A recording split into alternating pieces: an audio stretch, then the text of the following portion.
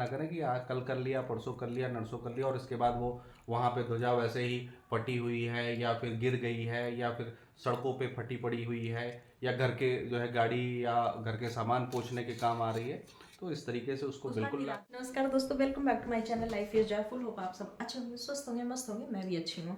Friends, आज मेरा कोई स्पेशल ब्लॉग नहीं है कि मैं किस विषय पे, लेकिन हाँ स्पेशल इस पे है कि ये जो होड़ चल रही है इस समय, राम राज्य का लय चल रहा है, ट्रेंडिंग में है।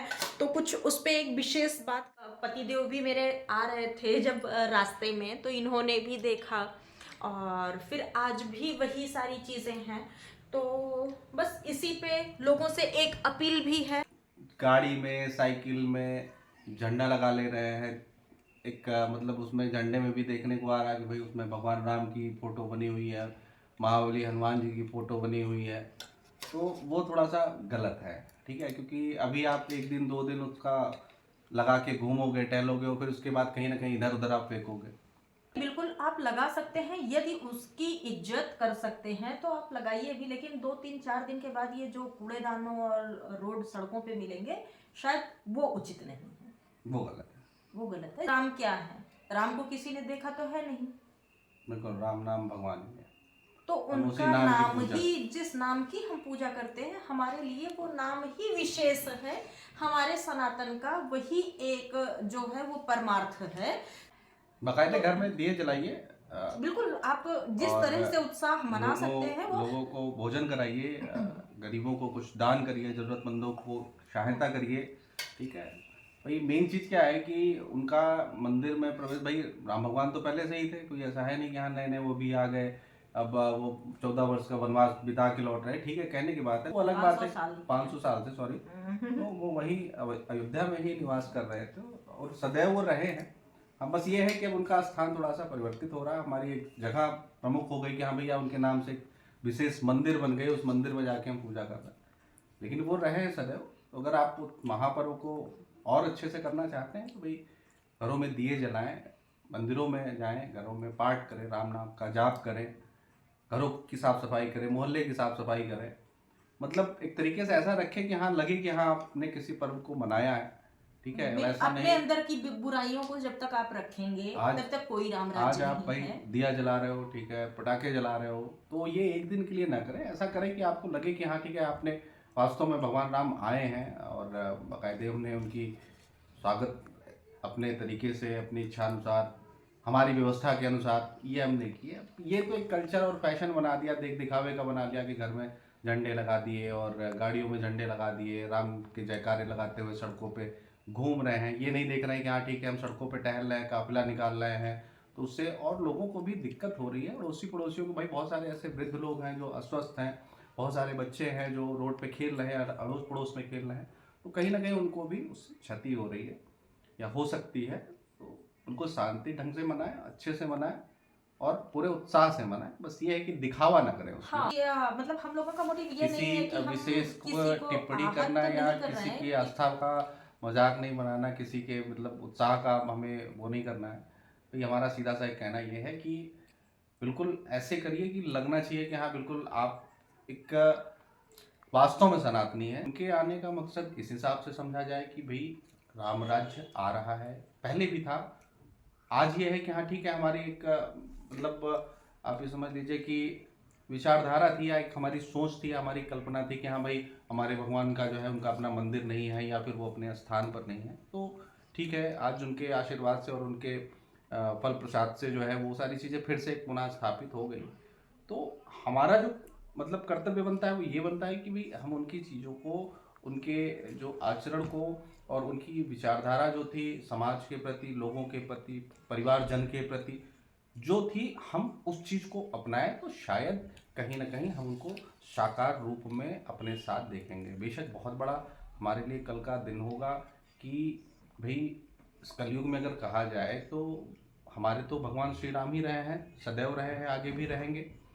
इस कलयुग में उनके नाम से उनकी अपनी जगह पे एक मंदिर का निर्माण हो रहा है और वहाँ पे उनकी अपनी प्रतिमा का प्राण प्रतिष्ठा हो रहा है। शायद हम कलयुग में हम अपनी पीढ़ी की या अपनी पिछली 2 पीढ़ियों की बात करें तो इस तरीके से किसी भी मंदिर का निर्माण नहीं हुआ है। तो एक बहुत बड़ा पर्व है हमारे लिए और बहुत उत्साह का विषय भी है कि ऐसा नहीं और है हम कि बहुत शायद गौरवान्वित भी महसूस कर रहे हैं कि ये हमारे समय में हो रहा है। बिल्कुल, बिल्कुल।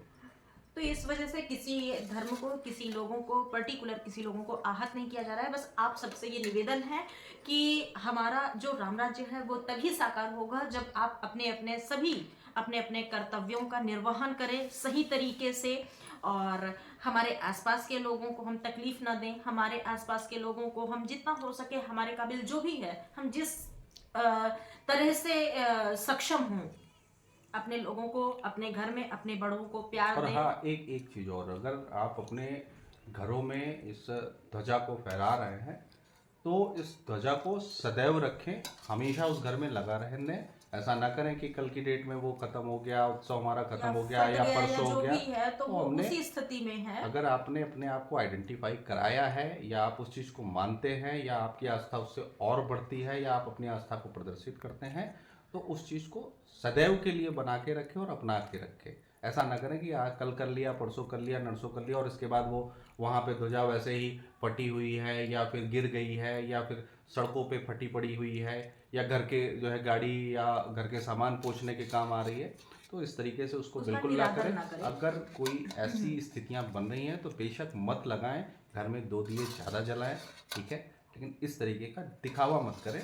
अगर करना है तो उसको पूर्ण रूपेण करें।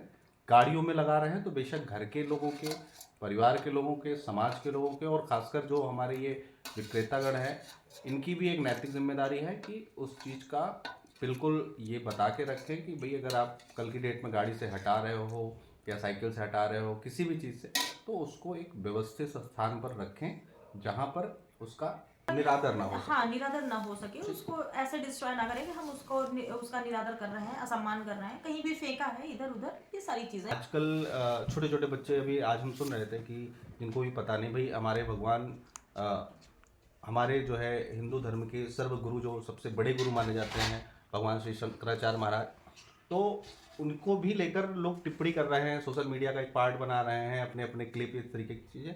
देखिए, वो अपनी जगह पे ज्ञानी है, उनके जैसा ज्ञान शायद हमारे आपके और पास सिर्फ तक नहीं है। शंकराचार्य उन्हें दिया गया है तो वो हमारे शंकर भगवान के ही रूप हैं। इस वजह से उन पे भी टिप्पणी ना किया जाए। कभी कभी ठीक है, होता है वो कि उनपे बोलने का हक, अधिकार और किसी को हमारी नहीं है। हमारी औकात भी नहीं है, सीधी सी बात। उनके पास जो ज्ञान है, जो चीज़ें हैं, वो हम क्या एक सामान्य व्यक्ति हैं भाई। आज की डेट में हम क्या है, अपने अगर कहा जाए तो हम अपनी दिनचर्या को भी सुचारू रूप से नहीं चला सकते, ठीक है। तो समाज से या ईश्वर से या आस्था से या धर्म से जुड़ा हुआ ज्ञान तो हमारे पास होना ही नहीं है, तो हम उस पर टिप्पणी क्यों करें। तो लोग उनके प्रति जो है बहुत सारी कि वो फला पार्टी के हैं या फिर वो ऐसा नहीं चाहते, वो इस वैसा तरह की नहीं चाहते। भ्रांतियां जो भाई अगर है, वो ऐसी स्थिति में होते तो वो शायद हमारे सर्वगुरु ना होते, सर्वश्रेष्ठ गुरु ना होते, सीधी सी बात है। ये हम आज हमारी डेट में हमारे घर में हमारे सुपुत्र जी भी वो बात लेके आ गए कि हाँ भाई ठीक है, पापा ऐसा वो कह रहे थे, पापा वैसा वो कह रहे थे। तो ये चीज़ समाज में भी समझाएं और इस तरीके की चीज़ों को अगर कोई भी कह रहा है तो बिल्कुल रोके। क्यों? क्योंकि ये भी एक हमारी आस्था का विषय है। अगर भगवान श्री राम हमारे भगवान हैं तो ऐसा नहीं है, वो भी हमारे श्री धर्माचार्य, शंकराचार्य भी धर्मगुरु जी हमारे ही भगवान ही है। भगवान है, ठीक है। तो उनके प्रति भी कोई भी इस प्रकार की टिप्पणी ना करें। 10 तारीख है, हमारे जीवन का बहुत महत्वपूर्ण दिन है, आपके जीवन का बहुत महत्वपूर्ण दिन है। इस महत्वपूर्ण को और और भी महत्वपूर्ण महत्वपूर्ण बनाए ठीक है।